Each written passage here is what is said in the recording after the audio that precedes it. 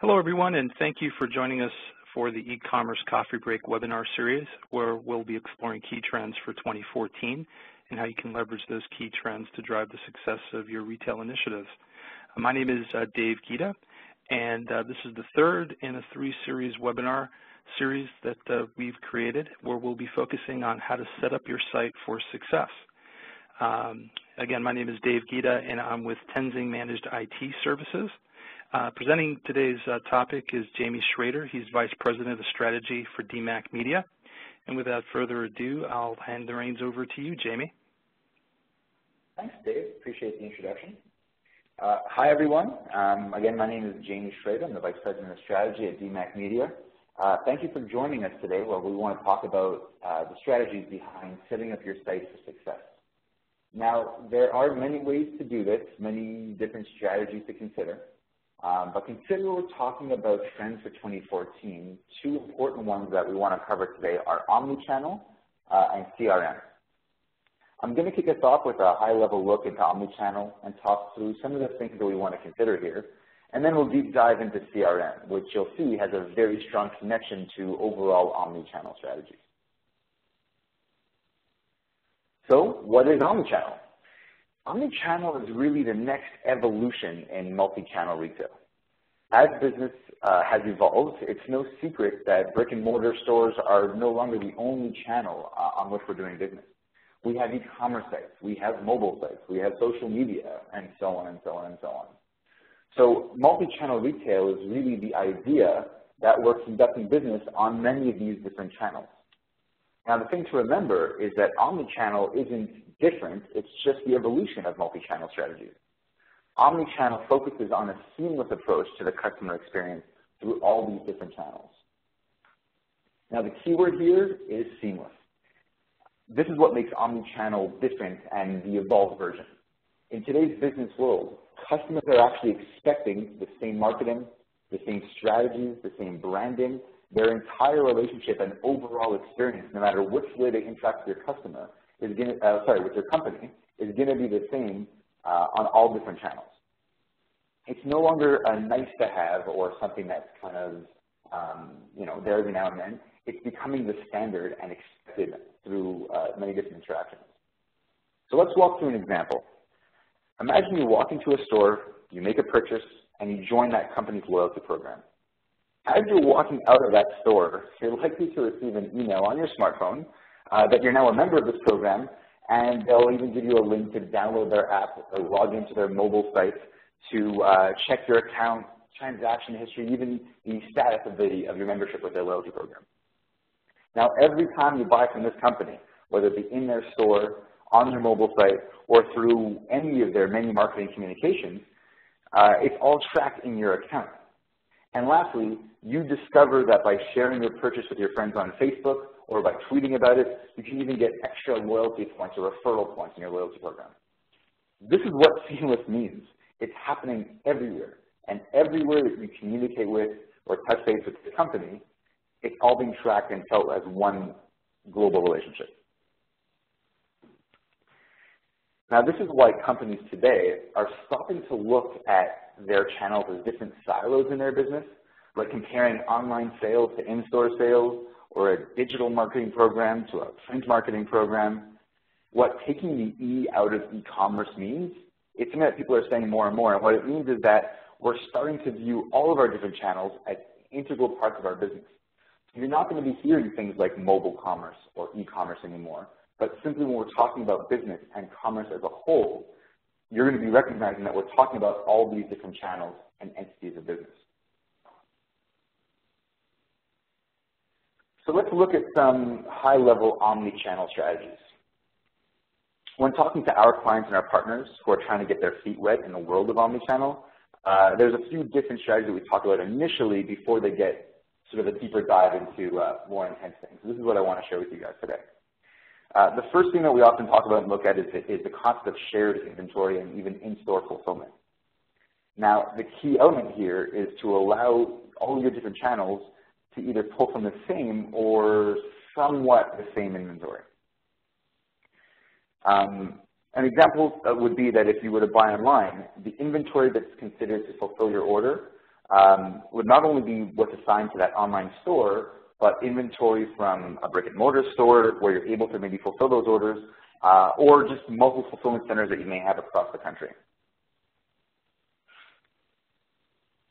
In some cases, companies will actually take their entire company inventory, of course meaning that they're able to from a technical standpoint, and assign the online order to be fulfilled from the most logical spot. When I say logical spot, I'm talking about a store that may have the inventory needed to fulfill this order, or where the shipping cost would be the lowest. For example, we have one customer where if you're ordering from the West Coast, one of the largest stores on the West Coast will fulfill that order for you as opposed to fulfilling it from the East Coast, and that's raising the charges on cross-country shipping. And what people are even doing in some cases is that they might even split the shipment so it can be fulfilled from different places. This, of course, is a requirement for your e-commerce platform and your back-end platform to accommodate that, but it's very useful in allowing you to accommodate your customer in any which way. What this also allows you to do is offer your customers the in-store experience of, if you don't have the physical inventory in the store they're visiting, you can still place that order for them and have it fulfilled either through the website or through a different store, and even give them options like shipping it to the store they're visiting or to their home. And in Canada in particular, we've actually partnered with Canada Post to allow you to ship directly to a post office that might be nearest to your customer's home. So these kinds of functionalities are all available with that shared inventory approach. Now, lastly, the one thing that kind of usually causes a little bit of a challenge is the in-store fulfillment, which we'll get into some challenges a little later on. That sometimes doesn't happen as quickly. So what a lot of our clients or companies look at is if you have the ability to fulfill from stores, personnel and operations can have a challenge. So if you can do it, it can open up your omni-channel experience. But in some cases, they'll actually have the stores just ship the product back to the distribution center and then send to the end customer from there. Now, the concept of picking up in-store is a slight deviation of this last topic we just talked about. The real idea here is that the systems are talking to each other, and all your systems talking knows that what items are available in what stores with what inventory. So picking up in-store gives customers the opportunity to browse online, even purchase their goods, but go into the store to pick it up so they can try it on or try it out or test it, and maybe make some exchanges or changes if that needs to happen. This is also a huge advantage, that knowing that your customer is coming into your store, because the opportunity is there for upsells, resells, and for building that customer relationship with between the salesperson and the end user. What you're also offering is in-store information online, so that if a customer who wants to window shop online or on their mobile device and then come into your store to buy, which sadly is still a lot more common than we think, it offers a great marketing opportunity as well. A lot of people look at their e-commerce site or their mobile site as strictly a sales opportunity, but forget sometimes that this is a branding, merchandising, and marketing opportunity to get your customers' eyes on your product before they actually come into your store. It also allows you to have customers do competitive shopping, which can be a negative for you, but also a very positive if they're looking at some of your competitors, so that they can actually come into your store and based on the available inventory that you show. So the pickup in store option is great from a customer service standpoint, but it also allows your customers to know what's available before they actually come into the store. It's a much bigger added-on service. Now, when looking at marketing and promotions, the strategy behind building marketing programs are that it's reflected across all your channels in one that you're probably already doing. So let me repeat that. Marketing strategies that you have across multiple channels is something that's probably being done in your company already. This doesn't mean that you can't be channel specific. So in some cases, a free shipping promotion for an online order is available. But the idea is that when I visit your company in any which way that I'm doing it, the marketing stays true and I'm seeing it across the board. When your customers go to your site, or they visit your mobile app, or they talk to you through Twitter or through Facebook, you want them to get the feeling they're dealing with the same person. What social media has given us is their personal relationship with our customer. So it'd be a shame to lose that by not having that same message and that same comfort brought across the different channels. Now, CRM is something we're going to cover in a little more detail a little bit later in our chat, but I don't want to ignore the impact the omni-channel strategy has on CRM and vice versa. Loyalty programs is a great example of something that if someone is going to benefit from a loyalty program in store or online or through social media, They want to make sure that every instance they're interacting with you has that same benefit. And thus the need for a loyalty program is to make sure that they're interacting with you and come back to you. Your efforts to communicate with your customer, even if it's just to provide them information across your channels, needs to be consistent, which is why CRM is such a very strong tool.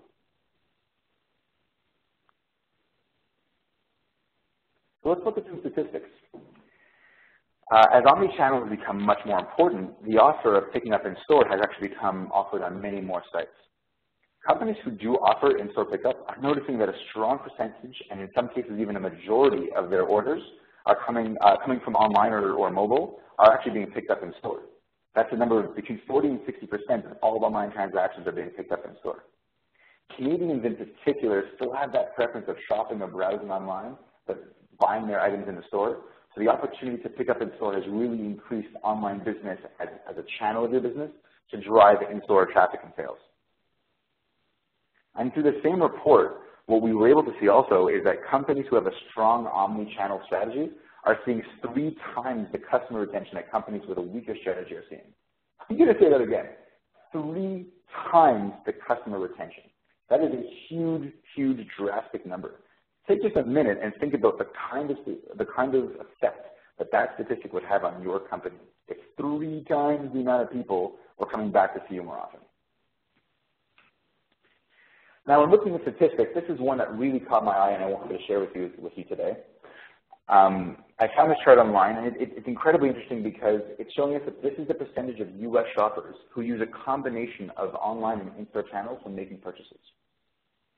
Electronics and toys near the top of the list are no surprise, but what really caught my eye is the stats on the bottom right.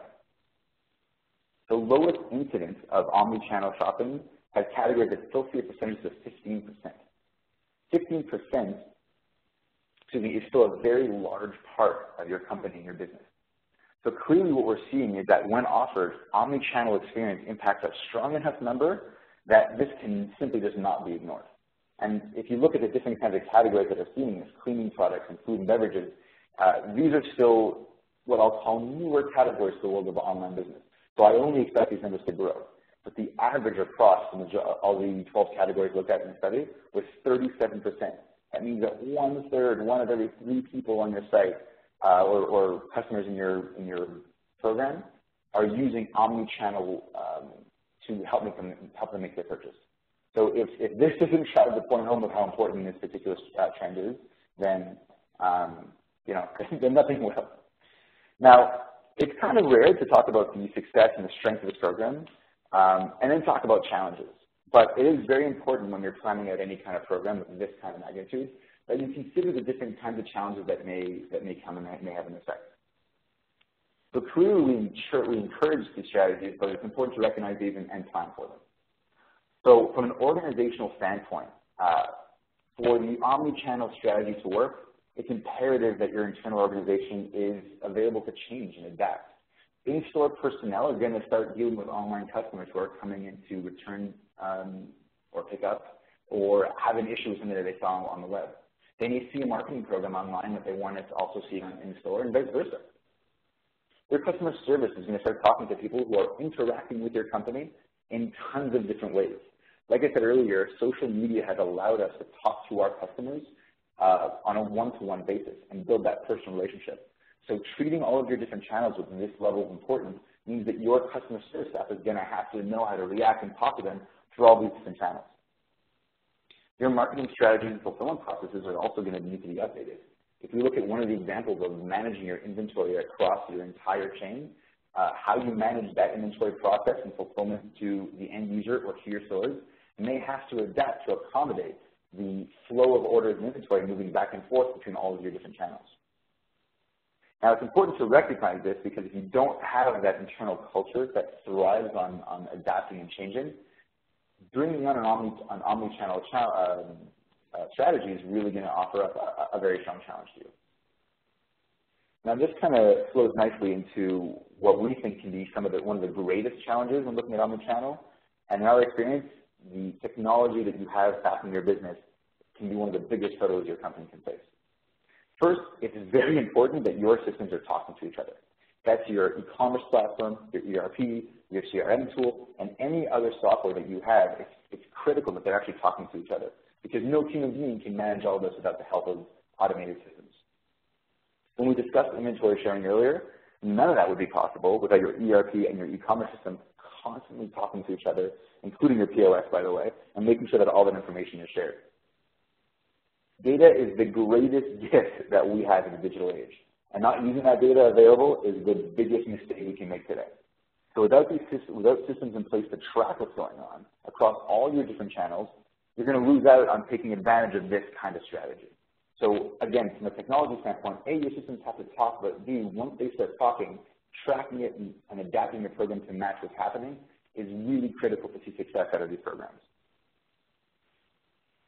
Now, the last challenge that I want to bring up is some of the strategies internally. Because even though, like I said earlier, you're probably doing a lot of this now, it's still hard for some companies to plan and build a company strategy taking all these different channels into consideration. Every department, from marketing to allocation to buying, needs to adapt their process to accommodate this evolution of business. And it's much easier said than done. It goes back to your internal organization to make sure that everybody is on board and that everybody is ready to make this change and help build up these strategies.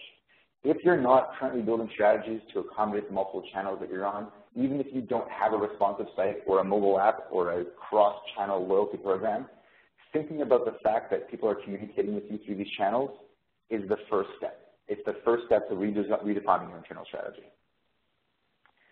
Now, with just a few minutes left, I want to kind of jump a little more into CRM. Like I mentioned earlier, CRM and Omnichannel play a very strong role together, so let's take a few minutes and talk about it. CRM, which stands for Customer Relationship Management, is the model in which you manage how your company interacts with your current and any future customers. So a proper CRM strategy and the technology to support it allows you to manage your relationship and communication with your customers throughout every stage of their interaction with you. CRM should be keeping its eye on your marketing, your sales, the overall support of that customer, and everything in between. The key item here is data and its tracking. You want to make sure that you know what they're doing and you can modify your practice around it. So, why is CRM important in 2014? Well, we've got to come right back to Omnichannel first and foremost. Every strategy that we've discussed today impacts your relationship with your customer, and it's Omnichannel's biggest win. The customer lifetime value is a common term heard in the digital world, and the reason is because you can now know what this value is. Recurring customers, marketing interactions, conversions and impressions can all be tracked, kept, and allow you to adapt your strategies around that lifetime value of your customer. This onset of data tracking allows us to personalize our customers' experience and segment them into smaller groups for marketing purposes. We live in a world where people are expecting the experience they have with their companies to be tailored to them. So with a strong CRM strategy, you have all the information and data you need to build out a personalized experience for your customers, like product offerings or recommendations, and you get to segment your customers based on their purchase history, based on their shopping habits, based on their demographic and click-through data, which allow you to optimize all of your different marketing efforts, like email marketing and search engine marketing. These aren't new ideas, but they're becoming more and more important each year. So when we talk about them as trends for 2014, it's because that need and importance for them just continues to grow. And lastly, what I want to do is take you through a few different CRM tools. So I want to, there's many out there. There's probably, if you Googled it, you would find dozens and dozens on the list. But I want to take you through some of the bigger ones and the ones that we find very useful. Salesforce is by far the market leader among cloud-based CRM providers. They serve a wide range of industries and business sizes. NetSuite is also another market leader. They provide a different breadth of features, including, increasing and forecasting sales, marketing, and support efficiency. Oro CRM is one that you may not have heard of as well, but it's one that we are actually very confident in and believe very strongly in. It's an open source platform founded by some of the original founders of Magento, and it's been built with multi-channel business in mind. So the product includes customer segmentation, data integration, marketing productivity, sales management, and forecasting for all the different channels we've been talking about today, and in-depth reporting on all those tools. But the last thing I want to mention when it comes to looking at CRM tools is to take a look at your current ERP and e-commerce platform, because they actually likely have I would say, a basic to even fair-sized CRM tool inside them. Often companies don't realize or take advantage of what they have natively in their current systems. We work very closely with Magento, and for Magento, as an example, we have a lot of clients who come to us and don't realize that they're not taking advantage of what Magento's CRM has to offer. The CRM tool allows you to create customer attributes. It comes with default ones out of the box, but it also allows you to create customer segments that's based on all the different things we were talking about, purchase history, browsing history, and all the different customer attributes that you can build, so you can personalize your customer's experience. So while there's a lot of amazing tools out there, it's very, very important that you keep an eye on what you currently have, because there's a very good chance that you're not taking advantage of what's at your fingertips now. With that, I want to thank you guys for your time. Appreciate you guys joining us today. And Dave, I guess I'll kick it back over to you. Thank you, Jamie. Really appreciate you walking us through all that wonderful content. For those of you who are joining us on the webinar, you should see a chat window in your interface. Feel free to go ahead and shoot us over any questions you may have. While we're waiting for the first few questions to come across, I thought I'd just again share with you some of the details of the companies involved in this webinar. Demac Media out of Toronto. You can see their contact details there. One of the leading SI development partners within the Magento ecosystem. And Tenzing, also out of Toronto, and we offer managed hosting for Magento. Jamie, looks like we got a question or two that did pop in here. First one that came across the line, the person that sending service said, if this is new to me, where should I start with my omnichannel strategy? So where do I get started, I guess, is the question. Why don't you take that one, Jamie? Sure, thanks. It's actually a great question. So I know we mentioned it briefly, and it's definitely a lot of content and information to swallow, but when it comes to thinking about getting omnichannel into your existing business strategy, what we often recommend that you do is that inventory sharing model is one of the first strategies that we really give people an idea to focus on, because it allows you to open up your channels to sort of seamless. So people can actually place orders across different channels and not relying on just that channel to have specific inventory for them. Very big asterisk next to this, of course, is to make sure that from a technical standpoint that you can accommodate that. We have one client who just recently implemented that, but it took a lot of effort to make sure their systems are talking. So please don't lose sight of that. And if you're not currently building marketing strategies that are cross-platform or cross-channel, definitely make sure that you do that. It's very, very important. Thanks, Jamie. We've got another question here from another attendee. It says, in looking at multiple channels, is there really a need for an app and a mobile site? And I guess if I had $1 for every time I got asked that question, I could buy you more than one cup of coffee, Jamie. What are your thoughts on that one? Yeah, you know what, Dave, I agree with you completely. That's a question that we get asked very, very often. Or alternatively, someone comes to us and says that they really want to build an app and they want to build a mobile site. And then it turns out that both these two items are going to serve the exact same purpose. So you ask 10 different people this question, you'll probably get 10 different answers. And in our discussion about responsive last week, we probably covered a little bit of this as well. But it's very important that you recognize the difference between browsing on an app and browsing on a mobile browser.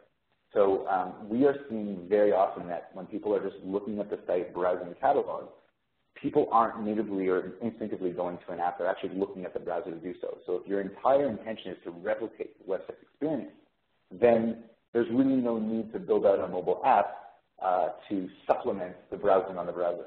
However, what a lot of companies do and do it well is they complement the browsing experience by building an app that gives you easy access to information like your loyalty or your account with the company, previous transactions, or things like a store locator using your phone's GPS. So if you're going to utilize that kind of functionality in the phone and make it an easy experience, that's where an app really comes into play. But if it comes back to browsing and overall shopping on the site, we recommend that the focus still remains to be the mobile site on a browser. Thanks, Jamie. We've got another question that came in. and this one has to do with Bitcoin, actually. So what are your thoughts about Bitcoin with e-commerce, and how could this tie into your omni-channel efforts? That is a question that I wish we had more time to cover.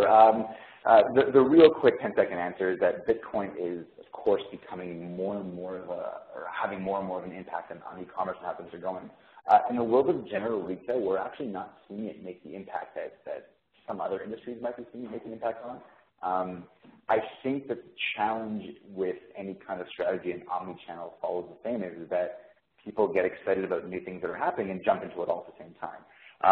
There's a very good chance, especially a lot in the U.S. and especially in Canada, that a lot of retailers aren't taking advantage of what I'd call Omnichannel 101. So our recommendation would always be to start there, get the basics of Omnichannel and the seamless experience going across the board. And then as these programs, as something like a Bitcoin becomes more and more popular and more used in everyday e-commerce, that's when you can start incorporating that kind of thing. Yeah, the only other thing I could think to add to that, Jamie, is I think this Bitcoin is a perfect example of a trend that what really matters at the end of the day is your target audience, right? So, for example, if my demographic is someone in who's 60+ years old, and I'm selling medical supplies online to these folks, the likelihood that Bitcoin is going to be an issue and opportunity for me with those clients is probably pretty low. But if I'm targeting 20-somethings in Silicon Valley who are very tech savvy and kind of pride themselves on being on the leading edge of technology, then Bitcoin might be something I want to take a look at. It's one of those things that you need to be really close to your customers and understand what they want and what they need, and it's just generally good advice, right? Especially when you're considering any new technology or opportunity. Is how does this relate back to my customers and my segmentation? Which again kind of underscores the importance of having a CRM plan and a segmentation plan and personalization strategies for your audience, right? Mm-hmm. No, that's a very good point. Thanks for adding that. Well, it looks like that's all the questions we have today. Again, thank you so much for joining us for this final installment of the webinar series. We really appreciate you taking time out of your busy schedule. And just to give you all a bit of a heads up, we're in the process of actually taking a lot of the content from the webinar series and converting that into an ebook that we'll be providing in the coming weeks. So keep an eye out in your inbox for some announcements around that ebook on the series. And we'll also be reaching out to you as we come up with more of these Coffee House webinar series topics and themes. So again, thank you for your time, and we hope you have a wonderful day.